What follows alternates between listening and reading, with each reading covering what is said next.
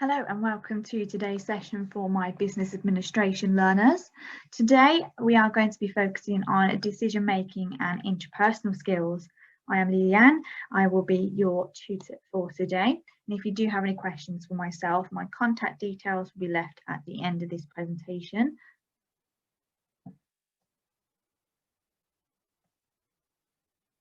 So today our training is conducted online due to the coronavirus pandemic, and if you do have any safeguarding concerns, please contact Tracy Turner and Marie Spence. They are Best Choice Training's safeguarding leads, and their contact details will also be in the contact section on this presentation. Everyone will be given the opportunity to give their opinion and ask questions. You will find my contact details. You're more than welcome to contact me on WhatsApp, email, or give me a call, and we can discuss your opinion through a discussion. Everyone in this group is different in age, religion, and gender, and we'll be discussing different behaviours and legislations throughout this presentation. In the previous session, we have understood the different ways in which people communicate, and we've also recapped on equality, diversity, health and safety, safeguarding, and prevent. Today's aims are to understand problem solving and decision-making techniques, to know how to analyse information to support decision making, and understand the different types of interpersonal skills. The objectives are for you to be able to use effective problem skill technique to make decisions using available information, use a range of interpersonal skills, and to be able to complete a reflective account regarding decision making. Let's begin by discussing what is decision making. In its simplest sense, decision making is the act of choosing between two or more courses of action.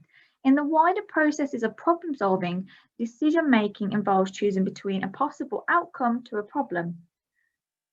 Decisions can be made through either intuition or reasoning. The thought process of selecting a logical choice from the available options. When trying to make a good decision, a person must weigh the positives and the negatives of each option and consider all the alternatives. For effective decision making, a person must be able to forecast the outcome of each option as well, and based on all of these items, determine which option is the best for that particular situation.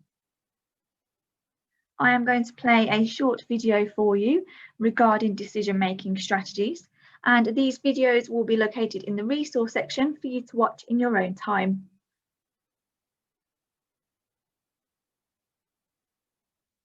This video is about decision-making strategies.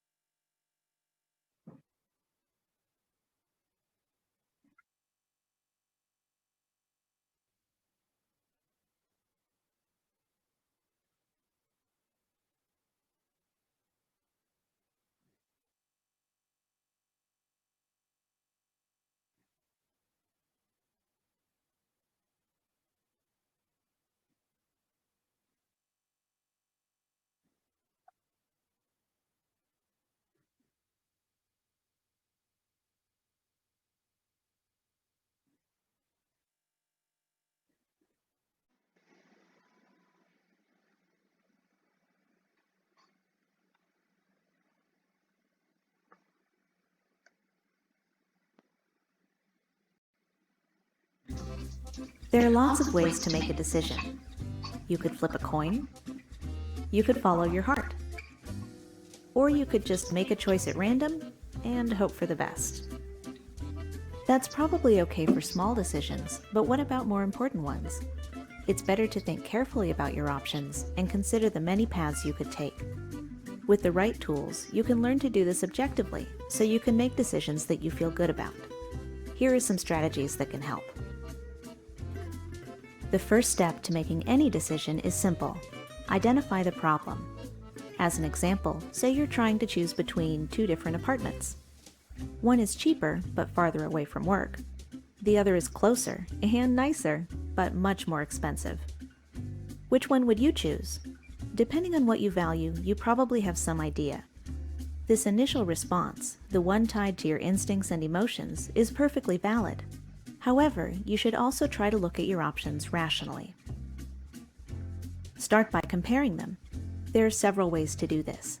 For example, you could list all the factors that you're considering, things like price, location, and other amenities, then choose the one thing that's most important to you. With that in mind, which option comes out on top? You could go one step further and create a point system. Take that same list and turn it into a scorecard for each option. In this example, that means apartment 1 would score high on affordable rent, let's say a 10, but much lower on location. Apartment 2 would score about the opposite. Keep going down the list until you've scored every item, being as objective as you can. Then add up the totals, and maybe you have a winner. Looking at it another way, you could evaluate one option at a time with a list of pros and cons. It sounds simple, but sometimes it helps to write these things down. This time, it's okay to be subjective. Certain factors can and should carry more weight than others. It's how you feel about them that counts, so be honest about what these things mean to you. Imagining possible outcomes might give you some perspective on the decision. Say you're thinking about adopting a dog. What do you think the consequences might be in a month? In a year? How about several years from now? Making decisions can be a roller coaster ride, especially when there are long-term consequences to think about. We can't see into the future, but we can try to be prepared. At this point, it's normal to feel overwhelmed, even stuck. With so much to consider, how do you know you're making the right choice? There are 2 more techniques that can help you fire up your brain and trick it into thinking differently. Try this one, the 2-minute diversion. Distract yourself with a 2-minute activity that you find moderately difficult. Maybe you like playing mobile games or solving math problems for fun. Whatever works for you. Believe it or not, you'll continue to process the decision unconsciously, according to brain imaging research by Carnegie Mellon University. This brief window of time helps you internalize important details, so you can make better, more insightful decisions. Sometimes it helps to step outside yourself and pretend you're helping someone else. Studies show we're able to think more objectively in third person. That's why it's easier to give advice than it is to receive it. If a friend or family member was struggling with the same decision, what questions would you ask them? What compromises would you suggest? Really think about it. Adopting a different point of view might help you see the situation in a whole new way. Making decisions isn't like taking a test. There are no right or wrong answers per se, it just depends on the situation. Focus on taking the time to think about your options and what you hope to achieve, so you can feel confident about the choices you make. It's not as easy as flipping a coin, but it's worth the extra effort.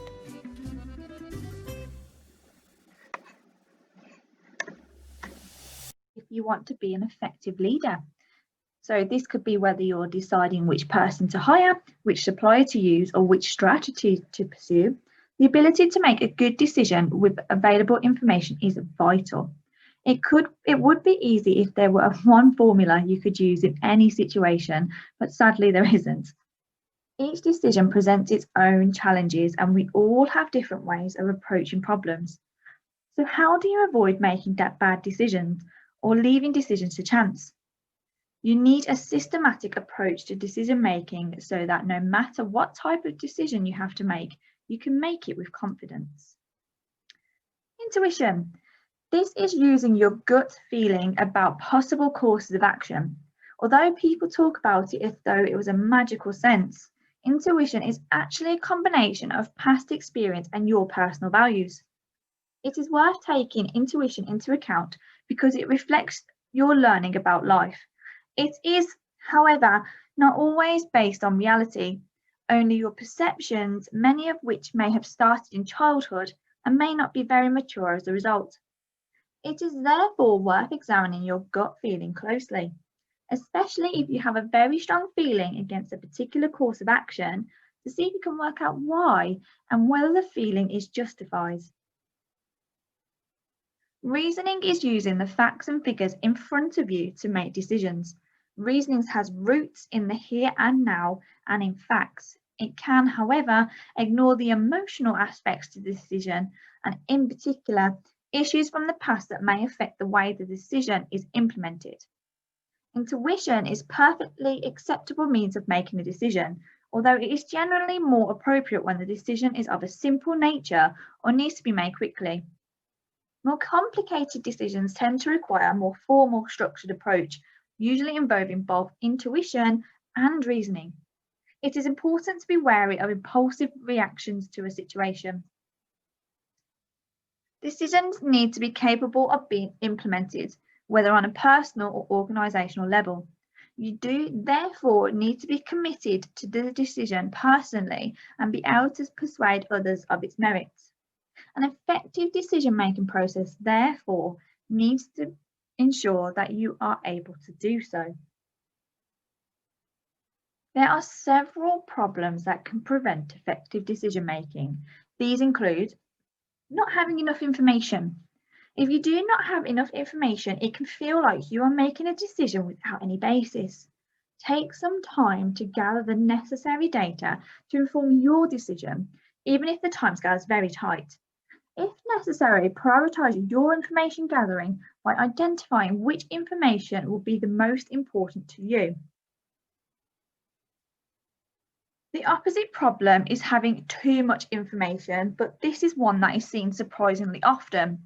Having so much conflicting information that it is impossible to see the wood for the trees, so to speak. This is sometimes called the analysis paralysis and is also used as a tactic to delay organisational decision making, with those involved demanding ever more information than before they can decide. This problem can often be resolved by getting everyone together to decide what information is important and why, and by setting a clear timescale for decision making, including an informational gathering stage. Too many people. Making decisions by committee is very difficult. Everyone has their own views and their own values.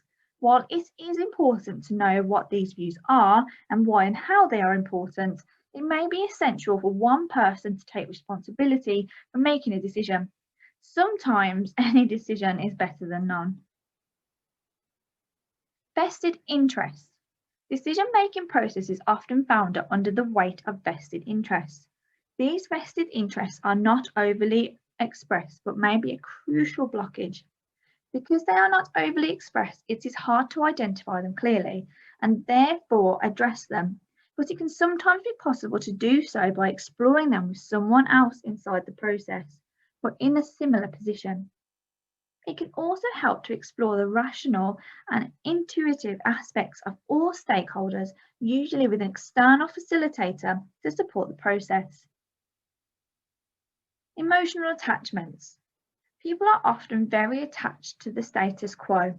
Decisions tend to involve the prospect of change, which many people find difficult. For more information about overcoming this, see our pages on change management, which you'll find in the resource section, but also remember that deciding not to decide is also a decision. The opposite may occur where there is no emotional attachment.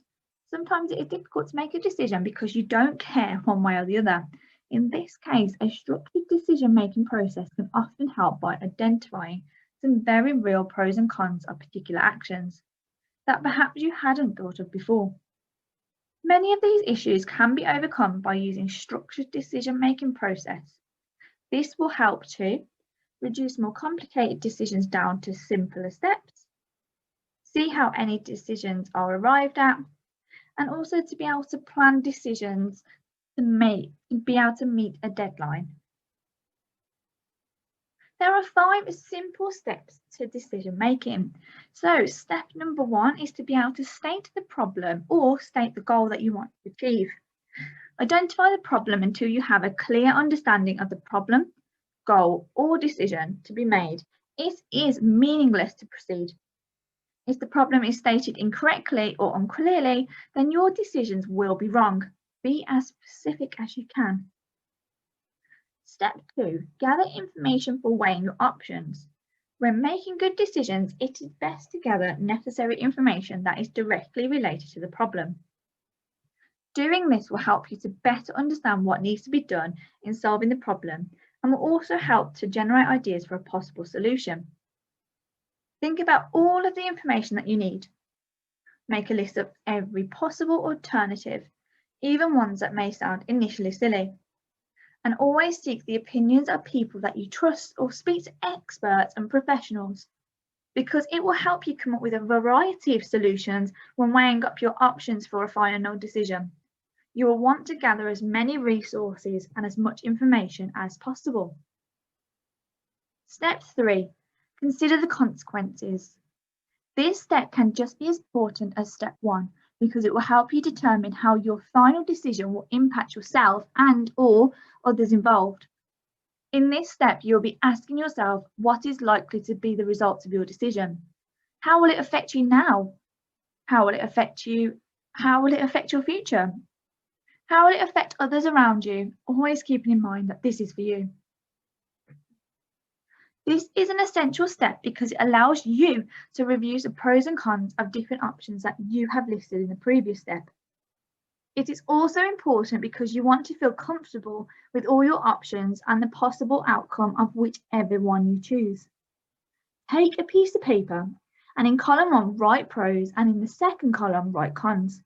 In the left-hand margin write down all the possibilities. Weigh each and every one. Do some more writing about it if need be. Use all of your resources when doing this. Make the decision. Step 4. Here comes the fun or maybe the scary part. You have identified your problem or your goal. You've gathered all of the possible information, gotten information from the experts, and weighed the consequences. Now it is time to make a choice. You've gotten rid of all the alternatives that are silly or not practical or do not simply fit. Although you may be still slightly indecisive about your final decision, you have to take into account how this makes you feel. Ask yourself, does it feel right? And does this decision work best for you now? And will it work best for you in the future? When you answer those questions back, you should feel good about the result. Step 5, evaluate your decision. A decision has no value unless you put action into it. If you're not good with taking action steps, then find someone that is able to help you. Part of the implementation phase is the follow-up. The follow-up ensures that you are following up. Make a list of the necessary steps to put your decision into play, then prepare to proceed step by step. This may take perseverance on your part, and it may take some time to see the final outcome. You can tweak the decision along the way, or you might just go ahead and go back to step 2 and choose another option. Remember, this step requires some patience and it can also encourage perseverance. Why?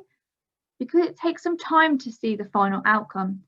Always looking for and anticipating unexpected problems will alleviate undue stress if and when a problem occurs.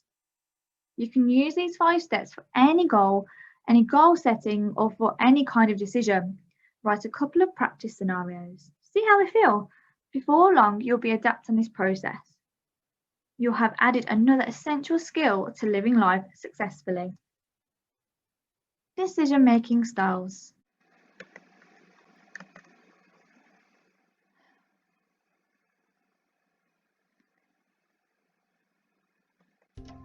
In this short video, we will look at leadership styles, behaviors that interfere with good decision-making, and a few decision-making techniques. Different managers have different leadership styles.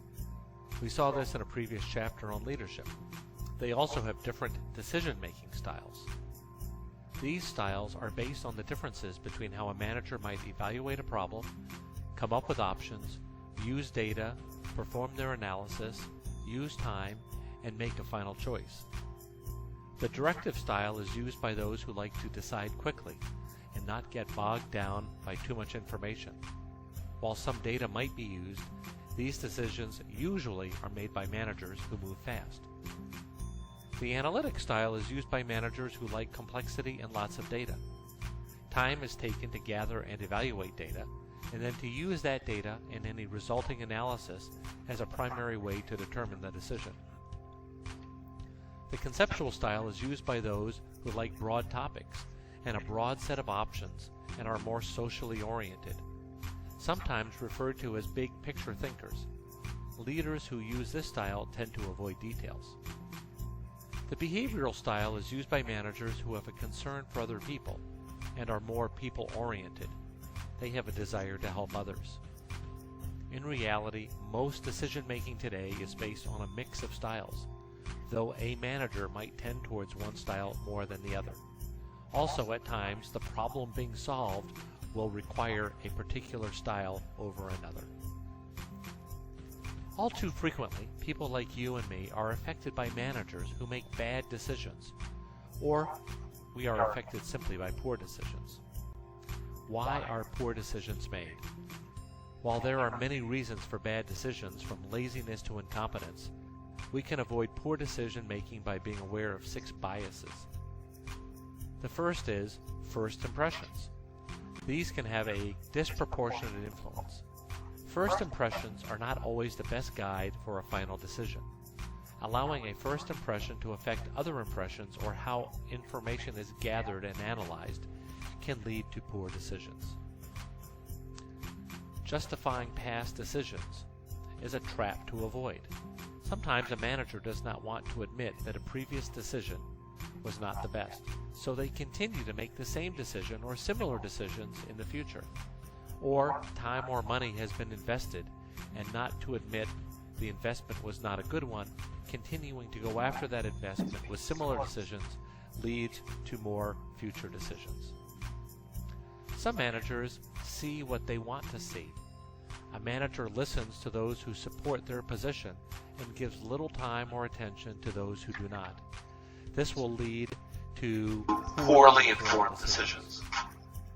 Keeping the status quo or not rocking the boat. Rather than being controversial, a manager may make decisions today the same way they were made in the past.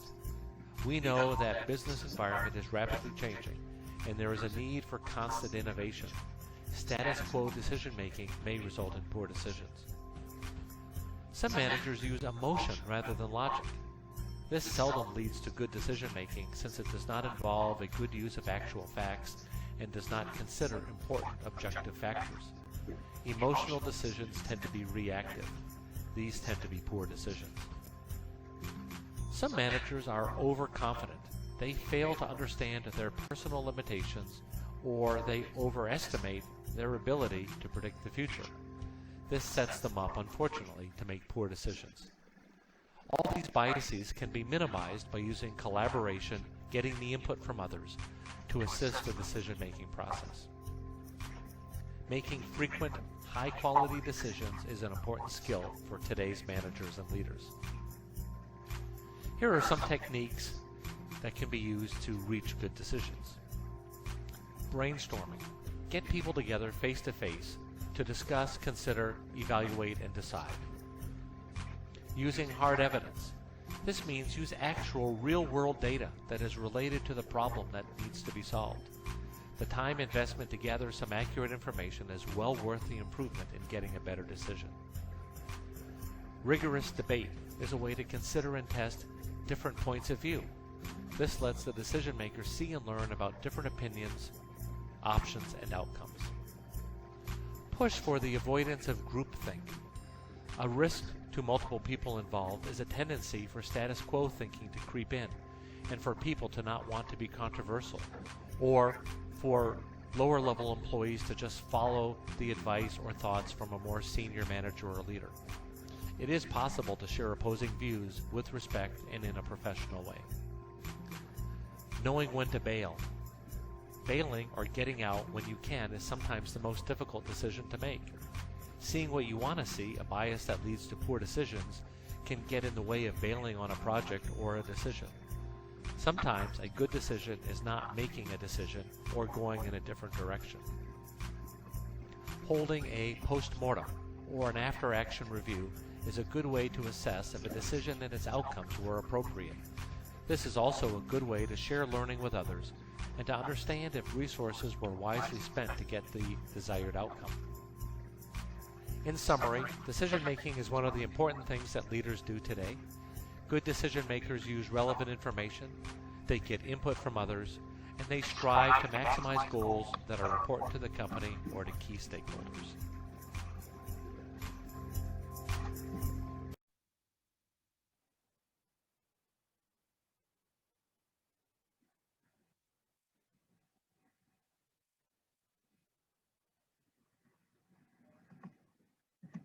I hope you enjoyed that video. I'm just going to recap on different decision-making styles. So the first style is directive style. For the person that is a directive style decision maker, structure is very important.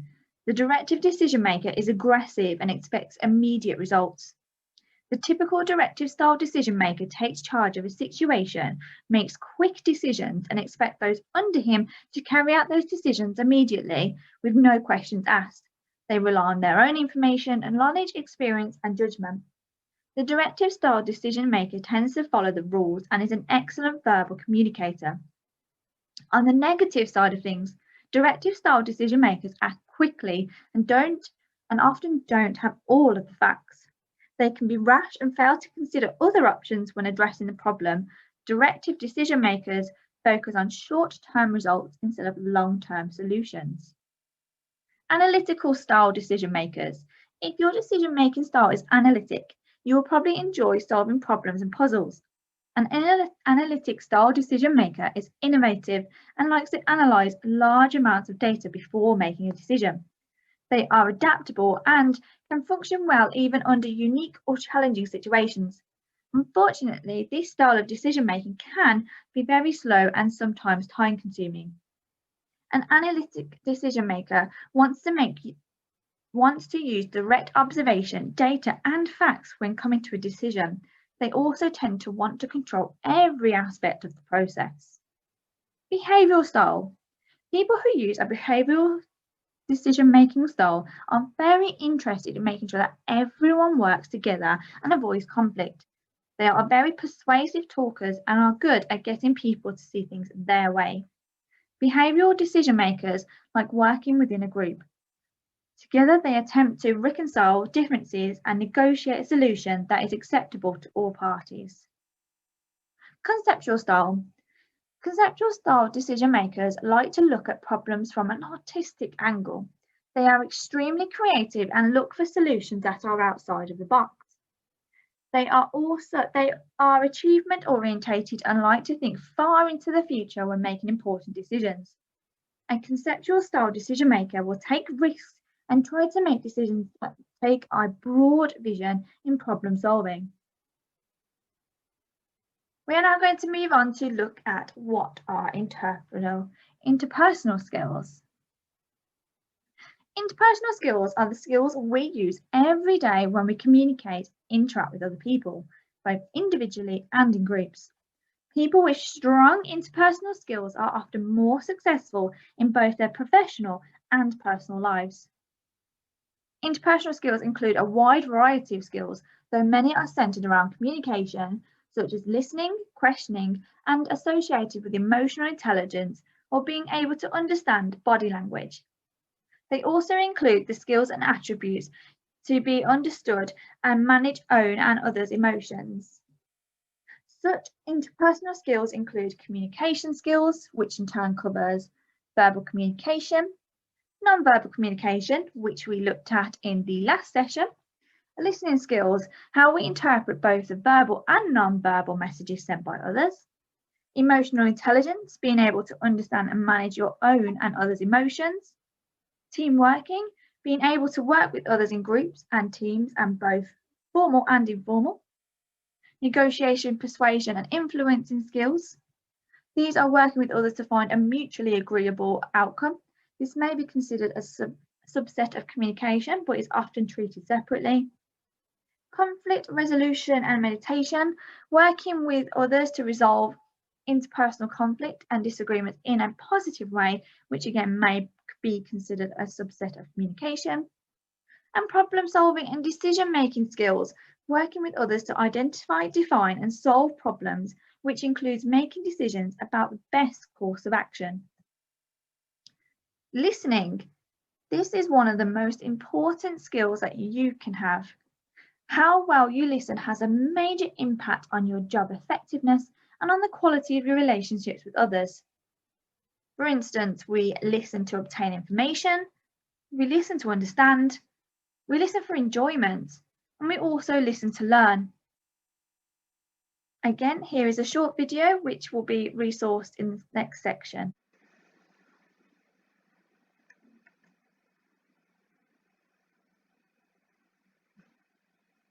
What is up, everyone? In today's video, we are going to be discussing listening, but more specifically, we are going to be addressing the 4 different types of listening. So first, we are going to discuss appreciative listening. Second, we are going to discuss empathic listening. Third, we are going to discuss critical listening. And then fourth, we are going to discuss comprehensive listening. So let's go ahead and jump into our first type of listening, which is appreciative listening. So appreciative listening is listening for pleasure or enjoyment. So some examples of this would be like listening to music or listening to a podcast, listening to your favorite singer, your favorite rapper, your favorite artist, listening to a podcast that you would regularly listen to on a daily basis. Like for myself in particular, I like to listen to like murder and investigation kind of documentaries, 48 hours on OWN. Like sometimes I'll even turn on the TV and just listen while I'm washing dishes, and I really enjoy just listening to those podcasts. It gives me joy. So you might be listening to something because you enjoy it. So that is what appreciative listening is. So now that we've talked about what is appreciative listening and gave an example, let's go ahead and jump into our second type of listening, which is empathic listening. So empathic listening is listening for emotional support. So empathic sounds like empathy, and that's kind of what it's working with. It's working with empathy. You're there for emotional support. So you're not necessarily listening to respond back to a speaker's message. So let's say you are going through a very difficult hardship in your life and you reach out to a friend, and instead of them just jumping to, oh, well, you should do this or you should try to do this, like trying to resolve your problem, instead they're listening actively to you, they're shaking their head, they're asking you questions, and you just feel like they're listening for emotional support. Maybe they are in agreement with what you're saying, or they're just demonstrating to you either non-verbally, like shaking their head, asking questions, verbally or non-verbally, they're demonstrating to you, hey, I'm listening to you, I'm here for you emotionally. And some of you might be empathetic individuals where you like listening to your friends, you're there for them as much as you possibly could be. And so maybe it's a combination though. Maybe it's a combination of appreciative listening and empathic listening. Maybe you enjoy being there emotionally for other people. So as you can see, even here, there's already a combination taking place. It's not just one or the other. You could appreciatively listen while you empathically listen, but there's a difference between the two, right? Empathic listening, listening for emotional support. Appreciative listening, listening for pleasure or enjoyment, which you can do a combo of the two. Now, moving on, now that we've talked about appreciative listening as well as empathic listening, let's get into critical listening. So critical listening is listening to evaluate a speaker's message. Try to think about when you would need to evaluate a speaker's message. So some of you might be thinking, okay, maybe a political debate or maybe a persuasive speech as we do in this class, right? So you're not just going to take in information and just take it as it is. You're going to be listening to evaluate what the speaker is saying. You're not just going to like, oh, okay, this is the information that's out there in the world. Okay, let me just absorb it and that's it. No, you're really going through, you're being critical, and that's what critical listening is, right? You're evaluating what the presenter is saying. And we do this when we are listening to specifically are persuasive speeches, because you may be in agreement with them, you may be in disagreement with them, you may be in agreement with them, but disagree with something that they said. So that is what critical listening is. You are listening to evaluate a speaker's message. And again, we can see a combination. Maybe some of you really do like listening to political debates, maybe a podcast, right? And so we can see a combination taking place where maybe you're appreciative listening while also critically listening. And so now that we talked about appreciative listening, empathic listening, as well as critical listening, let's last discuss comprehensive listening. So I'm hoping that you all at this very moment are comprehensively listening to me. So comprehensive listening is listening to understand a speaker's message.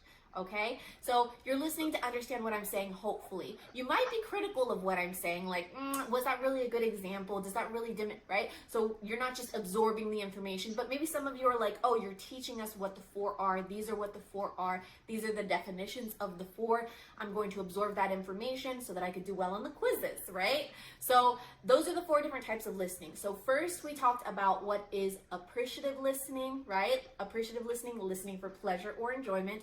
Second, we discussed empathic listening, empathic empathy. So empathic would be listening for emotional support. Third, we talked about critical listening. And so critical listening was listening to evaluate a speaker's message. And then fourth, we discussed comprehensive listening, which is hopefully what we're doing right now, which is listening to understand a speaker's message. So maybe listening to any type of informative speech, okay, where you're trying to learn and absorb some sort of knowledge. So now that we've discussed the four different types, I hope that you have a better understanding now of the different types of listening that can take place. Remember, it can be a combination of even all four. So for every presentation, I really want you to think about what you are doing. Why are you listening to this person's presentation? Are you doing it for emotional support? Are you doing it because you really enjoy watching other people's presentations, which I hope you do? Or maybe you're listening to be critical or just understand the speaker's message. And so I will see you all in the next video. Please, please, please do not hesitate to reach out to me if you have any. That interesting there. So also there's inactive listening. So this is simply being present when someone is speaking but not absorbing what someone is being said. So inactive listening is when you are not actually taking in what someone is saying. Selective listening is hearing what you want to hear or what you want to expect to hear instead of what is actually being said. And active listening is hearing what people are really saying and concentrating on the message and absorbing it. So for a reflection, what have you learned today? Spend some time and write down everything you can remember about what you've learned today. And your task for this presentation, what I want you to do is write a reflection on how your decision-making skills and explain what type of decision-making skill you may think you have used. So reflect on what decision-making skills, what decision maker you think you are, and why did you have this decision to make? Who was involved? How did you make this decision? What was the outcome? And if you were to make this decision again, would there be anything you would do differently? Maybe you would do a different style of decision making. Please have this uploaded onto your OneFile within 1 week of watching this video. Brilliant. So now we are going to recap on what are the British values. There are 5 of these.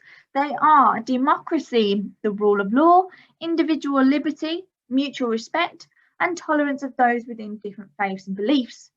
You are more than welcome to do some research of these 5 in more in depth, write about them and upload them onto OneFile, as this goes towards your 20% off the job hours. So those British values again are democracy, the rule of law, individual liberty, mutual respect, and tolerance of those with different faiths and beliefs. The prevent duty is the duty in the Counter-Terrorism and Security Act 2015 on specified authorities in the exercise of their functions to have due regard to the need to prevent people from being drawn into terrorism. There will also be some resource links for you to complete some online courses about prevent duty to give you a bit more understanding of what this duty is. Safeguarding. Safeguarding is protecting vulnerable adults or children from abuse or neglect.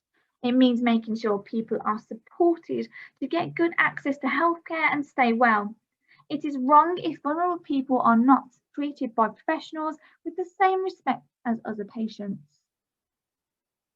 Equality and diversity is a term used in the United Kingdom to define and champion equality and diversity and human rights as defining values of society. It promotes their equality of opportunity for all, giving every individual the chance to achieve their potential, free from prejudice and discrimination. Health and safety. Health and safety is the regulations and procedures intended to prevent accident or injury in the workplace or public environments. All workers are entitled to work in environments where the risks to their health and safety are properly controlled. Under the health and safety law, the primary responsibility for this is down to the employers. Employers have a duty to consult with their employees or their representatives on health and safety matters. E-safety is a term which means not only the internet but other ways in which young people communicate using electronic media. For example, mobile phones. It means that ensuring that children and young people and adults are protected from harm and supported to achieve the maximum benefit from their new and developing technologies without risk to themselves or others.